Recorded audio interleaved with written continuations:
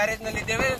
ಸೀನಾ ಮತ್ತು ವೀರ್ barrage Ujani ಬ್ಯಾರೇಜ್ನಿಂದ 3.55 lakh cusecs ನೀರು ಬಿಡುಗಡೆ ಮಾಡಿರೋ ಹಿನ್ನೆಲೆಯಲ್ಲಿ ಇಡೀ ಕಲಬುರಗಿ ಜಿಲ್ಲೆಯ ಭೀಮಾ ತೀರದ ನದಿ ತೀರದ ಎಲ್ಲ ಸುಮಾರು 48ರಿಂದ 55 ಹಳ್ಳಿಗಳು ಜಲಾವೃತ ಆಗಿದ್ದು, ಎಲ್ಲೆಡೆ ಗ್ರಾಮಗಳಲ್ಲಿ ಮತ್ತು ವಿಶೇಷವಾಗಿ ಏನು ಈ ನದಿ ತೀರದ ಏನು ಜಮೀನುಗಳಲ್ಲಿರುವ ಎಲ್ಲ ಬೆಳೆ ಕಬ್ಬು, ಉದ್ದು, ತೊಗರಿ ಸೇರಿ ಎಲ್ಲ ಬೆಳೆಗಳು ನಾಶವಾಗಿದ್ದು, ಸದ್ಯ ನಾವು ಅಫಜಲ್ಪುರ ತಾಲೂಕಿನ ಸಣ್ಣ ಬ್ಯಾರೇಜ್ ಹತ್ರ ಸೀನಾ ಮತ್ತು ಉಜನಿ ಡ್ಯಾಮ್ನಿಂದ 3.55 ಲಕ್ಷ ನೀರು ಬಿಟ್ಟಿರೋ ಹಿನ್ನೆಲೆಯಲ್ಲಿ ಇಂದು ಕೂಡ ಸದ್ಯಕ್ಕೆ ಆರೆಂಜ್ ಅಲರ್ಟ್ ಘೋಷಣೆ ಮಾಡಿದ್ದು, ಮಹಾರಾಷ್ಟ್ರದಲ್ಲಿ ರೆಡ್ ಅಲರ್ಟ್ ಇರುವ ಕಾರಣಕ್ಕೆ ಇನ್ನು ಇವತ್ತು ನಾಳೆ ಮತ್ತು ನಾಡಿದ್ದು ಕೂಡ 3 ದಿನ ನೀರು ಇನ್ನೂ ಹೆಚ್ಚು ಪ್ರವಾಹ ಬರುವ ಸಾಧ್ಯತೆ ಇದೆ ಎಂದು ಇದೀಗ ತಾನೇ ಜಿಲ್ಲಾ ಉಸ್ತುವಾರಿ ಸಚಿವ ಪ್ರಿಯಾಂಕ್ ಖರ್ಗೆ ಅವರು ಕೂಡ ತಿಳಿಸಿದ್ದಾರೆ.